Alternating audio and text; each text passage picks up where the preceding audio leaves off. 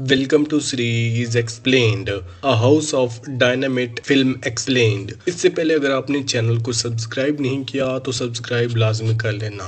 कहानी स्टार्ट होती है फोर्ट ग्रेली अलास्का में एक यूएसए आर्मी लॉन्च साइट है जहां से एंटी ब्लास्टिक मिसाइल लॉन्च किए जा सकते हैं। ये मिसाइल्स उन न्यूक्लियर वॉर हेड को निशाना बनाते हैं जो हवा में ही डिस्ट्रॉय किए जा सकें ताकि वो ग्राउंड तक ना पहुंच पाएं। एक नॉर्मल दिन होता है फोर्ट ग्रेली में जब एक आईसीबीएम इंटरनेशनल ब्लास्टिक मिसाइल यूएसए के एयर स्पेस में डिटेक्ट होती है। व्हाइट हाउस कंट्रोल रूम को तुरंत इन्फॉर्मेशन किया जाता है। वहां ओलिविया जो एक माँ भी है, एक वाइफ भी है और कंट्रोल रूम में ही इंचार्ज भी कॉल रिसीव करती है। Start com USA strategic command के हिसाब से क्रिसमस के बाद से ऐसे 3 थ्रेट पहले भी मिल चुके हैं। सभी फेल्स अलार्म निकले थे। एक बार तो एक फ्लॉक ऑफ बर्ड्स यानी कि पंखियों का झुंड उनको मिसाइल समझ लिया गया था, इसलिए कंट्रोल रूम पहले इसको एक मॉडरेट इमरजेंसी की तरह ट्रीट करता है।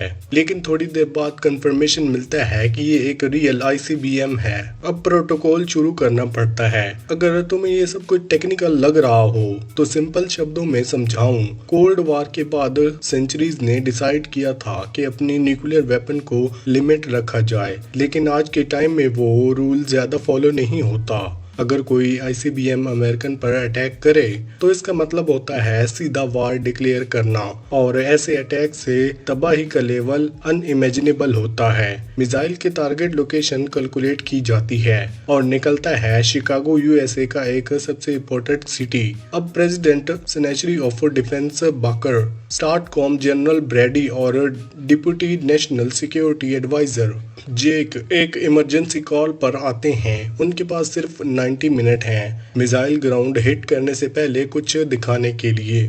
सबसे पहला प्लान था 2 ग्राउंड बेस्ड इंटरप्टर्स भेजना। ये बेसिकली एंटी ब्लास्टिक मिसाइल्स होते हैं जो एनिमी मिसाइल को हवा में ही डिस्ट्रॉय कर देते हैं ग्राउंड तक पहुंचने से पहले ही। 2 GBIS लॉन्च किए जाते हैं, लेकिन एक मिसाइल फेल हो जाती है और दूसरी टारगेट पर कोई इंपॉर्टेंट इम्पैक्ट नहीं डालती। अब वो आईसीबीएम सीधा शिकागो की तरफ बढ़ रही होती है और स्पीड इतनी तेज होती है कि टाइम बहुत कम बचता है। ये था गवर्नमेंट का प्लान ए, लेकिन जैसे ही वो प्लान फेल होता है सब लोग तुरंत प्लान बी पर शिफ्ट हो जाते हैं। डिमांड कंट्रोल और रिटाइलेशन, यानी पहले जितना हो सके उतना नुकसान कम करना और फिर एक काउंटर अटैक लॉन्च करना ताकि अगली बारी कोई कंट्री डरे। General Brady start com president को कन्विंस करता है कि अब टाइम नहीं बचा, एक अमेरिकन सिटी को खत्म होने ही वाली है और अब ये एक न्यूक्लियर वार बन चुका है। उसके मुताबिक अमेरिका को तुरंत जवाब देना चाहिए, वरना वर्ल्ड वार स्टेज पर वो एक वीक लगने लगेंगे। इसी दौरान एक और टर्म यूज होती है, COG list, central of gravity list. इसके जरिए टॉप लीडर को एक सीक्रेट बंकर में एवोकेट किया जाता है, लेकिन आम लोगों के लिए कोई न्यूक्लियर प्लान नहीं होता। ये पार्ट फिल्म का एक इमोशनल लेयर दिखाता है जब लीडर भी इंसान ही लगने लगते हैं, उनके पर्सनल इमोशन और फियर के साथ।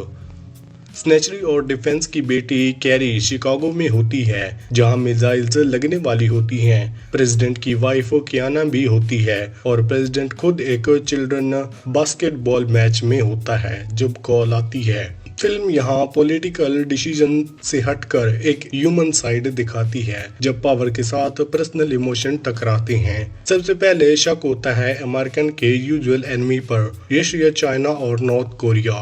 रशिया पहले सस्पेक्ट बनता है क्योंकि उनका एक मिलिट्री सबमरीन शैडो गायब हो गया था जब आईसीबीएम डिटेक्ट होती है। अगर अमेरिकन रिट्रायल करता है तो सबसे कन्वीनियंट टारगेट भी रशिया ही होता है, लेकिन जैक बिरोटन रशिया के फॉरेन मिनिस्टर से बात करता है और वो डिनाई करता है कि उनका इस अटैक से कोई लेना देना नहीं है। रशिया ये भी कन्फर्म करता है कि चाइना बेंजिंग ने ही इन्वॉल्वमेंट देने कर दिया है।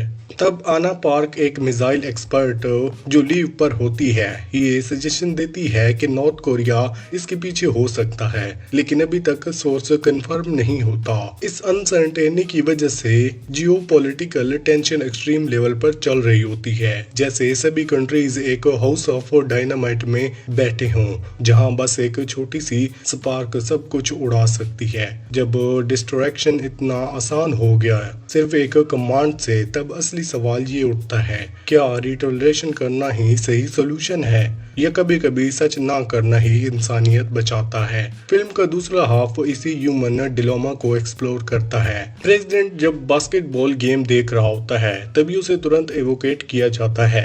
उसे एक कार में बिठाया जाता है जो उसे एयरक्राफ्ट तक ले जा रही होती है ताकि उसे बंकर पहुंचाया जा सके। कार के अंदर डिप्टी आर्मी ऑफिसर रवीज एक इमरजेंसी प्रोटोकॉल इनिशिएट करता है। वो प्रेसिडेंट को एक काउंटर स्ट्राइक कैटलॉग दिखाता है, एक तरह का चार्ट जिसमें अटैक ऑप्शंस दिए होते हैं। ग्रीन सबसे कम powerful strike, yellow moderate strike, red full scale powerful attack. President थोड़ा कंफ्यूज्ड और हेल्पलेस लगता है। जैक बेरेंटन, उसने कंफर्म किया था कि रशिया और चाइना का इस अटैक से कोई लेना देना नहीं, लेकिन जनरल ब्रैडी इंसिस्ट कर रहा होता है कि रिटेलिएशन जरूरी है वरना ज्यादा नुकसान हो सकता है। प्रेसिडेंट थोड़ा सार्केस्टिक टोन में रिवीज से कहता है, ये प्लान तो डिनर में मेन्यू लग रहा है, और उससे पूछता है तुम्हारा सजेशन क्या है। रिवीज कोल्डी जवाब देता है, जोन्स पर मैक्सिमम अटैक करो। ये बेसिकली एक मैसिव रिटेलिएशन प्लान होता है जिससे पूरा वर्ल्ड एक और वार के एज पर आ सकता है। प्रेसिडेंट एक पल के लिए रुक जाता है, उसके हाथ लिटरली उस रेड बटन के पास होते हैं जो दुनिया को तबाह कर सकता है। वो अपनी वाइफ जो कियाना में होती है उसको कॉल करता है, लेकिन कॉल बीच में ही कट हो जाता है। ये मूवमेंट से पॉलिटिकल नहीं बहुत ह्यूमन लगता है। एक आदमी जिसके कदमों पर एक देश का बोझ है, पर दिल में एक पति और इंसान का डर भी है। उसे डिसीजन लेना होता है, लेकिन जब वो बोलने लगता है फिल्म एकदम से कट हो जाती है। कोई क्लियर आंसर नहीं मिलता, क्या उसने बटन दबाया या उसने रोक गया, ये सब व्यूअर के इमेजिनेशन पर छोड़ दिया जाता है। फिल्म का एंडिंग इसी में खूबसूरत है। ये हमें ये नहीं बताता कि मिसाइल शिकागो को हिट किया या फिर नहीं। डायरेक्टर के लिए ये इम्पोर्टेंट भी नहीं था कि ब्लास्ट हुआ या फिर नहीं, बल्कि ये समझना था कि ह्यूमन कॉन्शियस क्राइसिस के टाइम कैसे रिएक्ट करते हैं। Sanitary of defence baker helicopter में सीओजी प्रोटोकॉल के अंदर इवोकेट हो रहा होता है। उसकी बेटी कैरीज शिकागो में होती है। वो उसे बचाना चाहता है लेकिन समझता है कि टाइम नहीं है।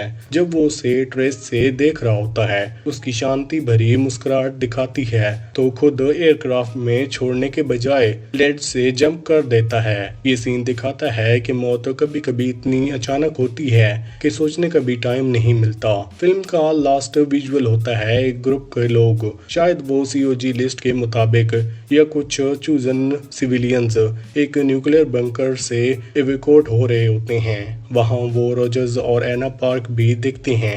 एक यूएस सोल्जर जमीन पर घुटनों के बल गिरता है, पूरी तरह थक चुका, हॉरर से भरा हुआ। हाउस ऑफ डायनामाइट यहीं पर खत्म होती है। अगर आपको वीडियो अच्छी लगी तो वीडियो को लाइक करके चैनल को सब्सक्राइब लाजमी करना। Thanks for watching.